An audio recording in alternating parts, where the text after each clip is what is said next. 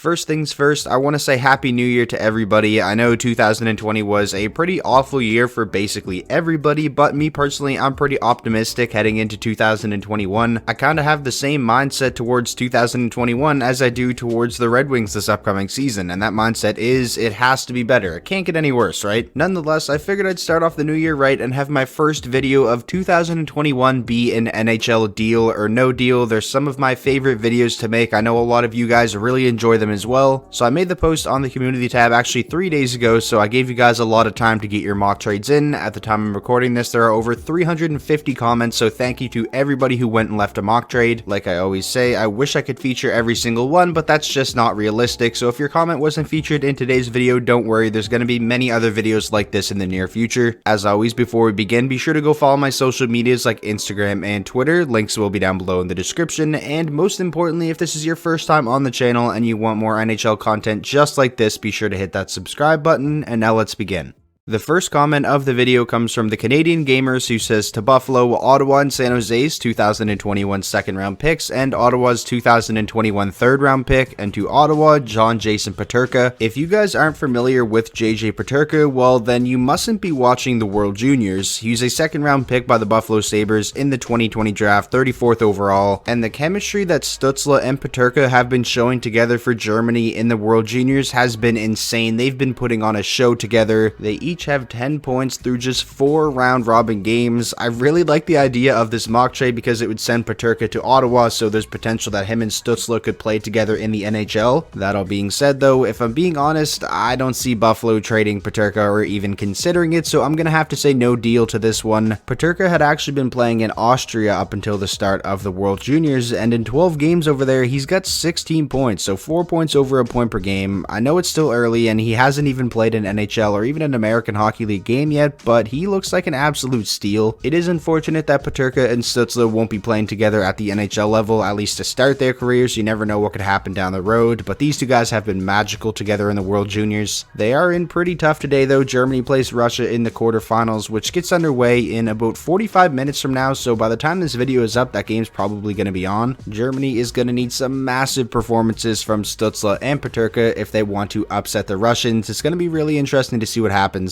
Moving along now, this next comment comes from Eli Scarf or Ellie Scarf. I'm sorry, I probably butchered your name, but they say Tyler Johnson and a third round pick to Detroit for Zetterberg. Reasoning: Tampa needs to clear cap, Zetterberg doesn't count against league cap, and the Wings get a pick along with it. This really makes sense. It would be Steve Yzerman and the Red Wings maximizing their cap space. Zetterberg going back to Tampa Bay, he would just go right on the LTIR, so it wouldn't count against Tampa Bay's cap like you said. And Steve Yzerman did come out and say that he is looking to potentially make another move where Detroit maximizes their cap space before the season starts, similar to the trade that he made bringing in Mark Stahl's contract. The only thing about this is Tampa Bay is sorta already out of their cap crunch. They made that trade with the Senators where they sent Paquette and Coburn there and brought on Marian Gabour's contract to put on the LTIR, and of course with Kucherov being out for as long as he's going to be, his massive deals on the LTIR, they got all their important RFAs signed, so they don't really need to make a cap trade, at least right now anyways. But if Tampa Bay is still looking to move Tyler Johnson, which they were earlier in the offseason, they literally placed him on waivers. As a Red Wings fan, I would take this trade in a heartbeat. This next comment comes from Bergie Burge, who says, OhNyquist gets 60k subs by end of 2021. OhNyquist gets 5k likes on this video. This video is not hitting 5k likes. I tell you what, if you guys can somehow pull that off and get 5,000 likes in this video, I will give away some type of autographed NHL memorabilia from my collection. 5,000 likes is a lot though. I'm not sure if you guys can do it. This next comment comes from Jay, who says, Winnipeg, Matt Dumba, Minnesota, Roslovic, and a 2021 second round pick. Now this is actually the first of many Jack Roslovic mock trades that are going to be in this video. I wanted to feature a lot of those because he actually recently came out and requested a trade. His agent Claude Lemieux confirmed that. Roslovic was a first round pick, 25th overall by the Jets back in the 2015 draft. He's a centerman, put up 29 points this past season in 71 games. It makes sense as to why he wants a change of scenery. He hasn't really got a whole lot of opportunity in Winnipeg, and I'm definitely a fan of the idea of this particular mock trade. Matt Dumba is somebody whose name we always hear brought up in trade rumors, but nothing really ever comes of it. I really like the fit and the idea of Matt Dumba going to Winnipeg, but is this enough to bring in a guy like Matt Dumba? He's obviously worth a lot more than Jack Roslovic. The second round pick definitely makes things a lot closer. I think if Bill Guerin picked up the phone and offered this trade to Winnipeg, that the Jets would take it in a heartbeat. I'm just not so sure if this is a trade that the Wild would be interested in doing. So for that reason, I'm going to say no deal to this one, but I do like the structure of this trade, and we're going to see a lot more similar to this throughout the video. Continuing on now, you can see the name on the screen. I'm not going to try to pronounce it because I know I'm just going to butcher it, but this person says Kemper to Jerks Nation, Carolina for Reimer/Mrazek, so one of the two I'm guessing, prospect Dominic Bach, and a first round pick. I'm going to go ahead right away and actually say deal to this one. I absolutely love this mock trade. In my Central Division predictions video I uploaded, a couple of days ago, my one concern, if you even want to call it that, with the Hurricanes was they don't have one of the best goaltending situations in the NHL. Reimer and Mrazek are definitely good enough, but they don't have, a top goaltender in the league. And to me personally, Darcy Kuemper is one of the league's best and most underrated goaltenders. I think he would be an amazing fit in Carolina. And looking at this trade from the perspective of the Coyotes, I mean, why not sell high on Darcy Kuemper? They still have Antti Raanta, who's a fantastic goalie as well. In this mock trade, they'd be getting back one of Mrazek and Reimer, so I think one of those guys in a tandem with Raanta would still be pretty good. The Yotes would also get a nice prospect in Dominic Bach, who was a 25th overall pick by the Blues in 2018. He went to Carolina as part of the Justin Falk trade, I believe. And then, of course, the first round pick, and I'm sure the Coyotes would love to add an extra first, considering they didn't even draft until like the 4th round in this most recent draft, and then we all know what happened with that pick. So to me personally, I really think this mock trade would greatly benefit both teams. Again, I'm saying deal to this one. Next up from Elliot M, another Jack Roslovic mock trade. This one has him going to Calgary along with a 3rd round pick in exchange for Noah Hanifin, 10% of his salary retained. I'm gonna say no deal to this one. For one, I don't think Calgary would be wanting to retain 10% of Hanifin's salary through the 2023-24 season. That's a long time to be doing that. And also, I don't really think Calgary would be interested in moving Noah Hanifin because they lost TJ Brody, Travis Hamonic, and Eric Gustafsson to free agency. Well, technically Hamonic hasn't signed anywhere just yet, but it's not likely he's going to return to Calgary. Mark Giordano is a year older. They did bring in Chris Tanev, who's going to be a nice addition if he stays healthy, but I think Hanifin might have a little bit of a bigger role this upcoming season. They might have to rely on him a little bit more. So again, for all those reasons, I am going to say no deal. Your mind's definitely in the right place with this mock trade. I just don't think Calgary's the right team to make this type of trade with the Jets. Moving along now, we have a mock trade from Alex, and it's another Roslovic one. Alex says Roslovic to Vegas for White Cloud and a 5th round pick. This is a pretty good one. I feel like the value is a lot closer than some of the other Roslovic mock trades we've looked at so far. I feel like some people might be overrating Roslovic a little bit. Zach Whitecloud is a 24-year-old defenseman, so he's,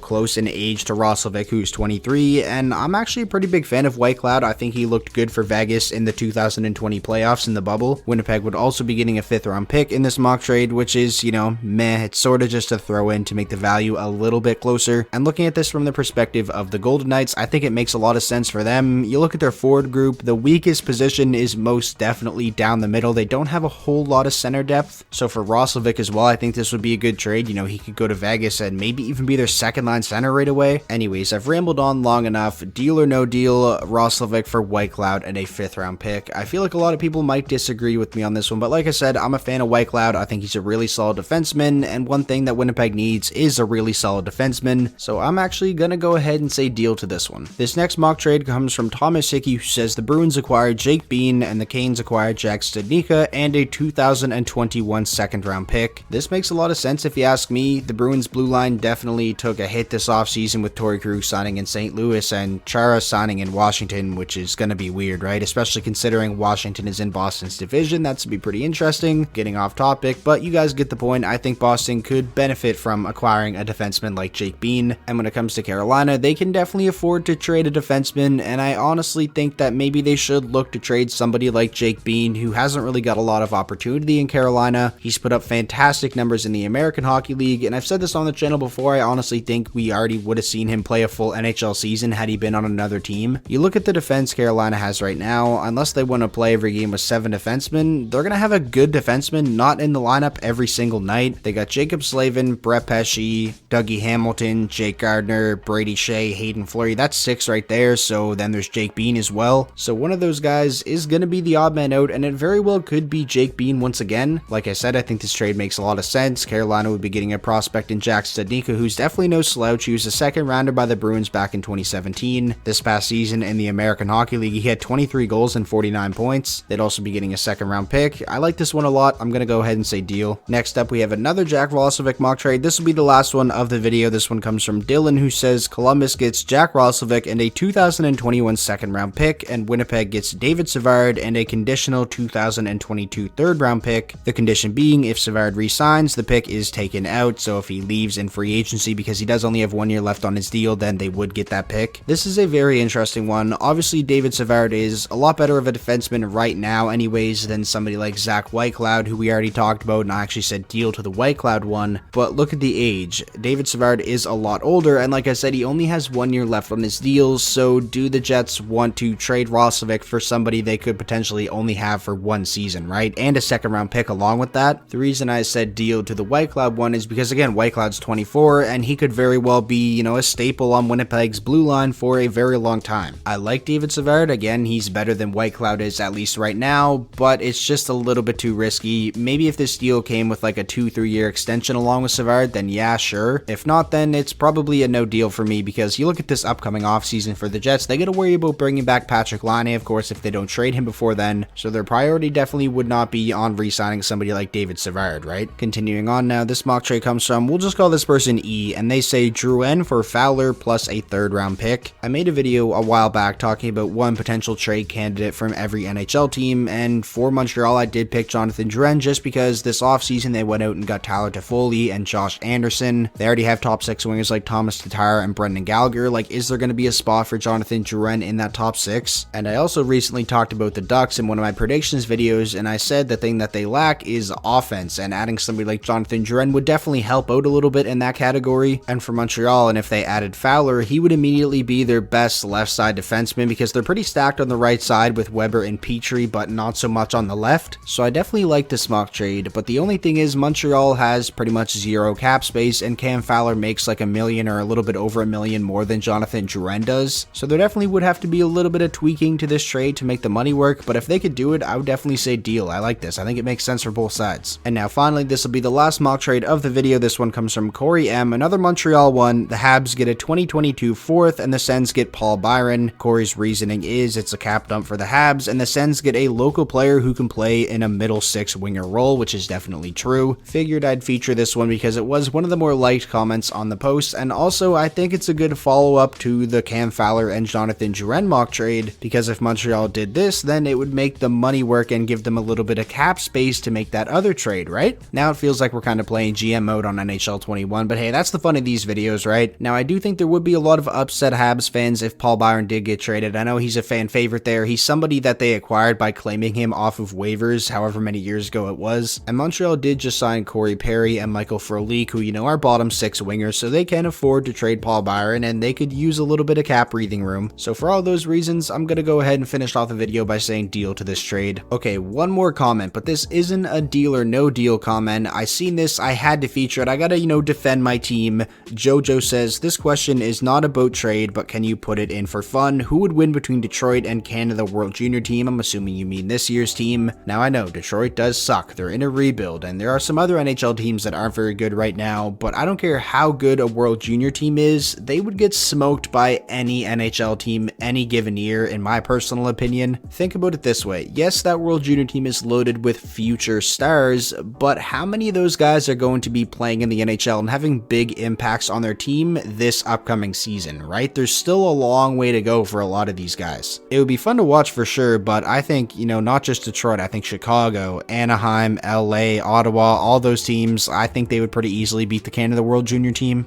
So that is going to do it for today's NHL deal or no deal. I really hope you all enjoyed, and like I said at the start of the video, if your comment was not featured in this video, don't worry, there's going to be many other videos like this in the near future. If you did enjoy and you want to see more NHL deal or no deals, be sure to leave the video a like. That is the best way to show your support. And of course, if you are new to the channel and you want more NHL content just like this, be sure to hit that subscribe button. We're on the road to 50,000 subscribers. Thank you all so much for the support lately. I will talk to you all in the next video.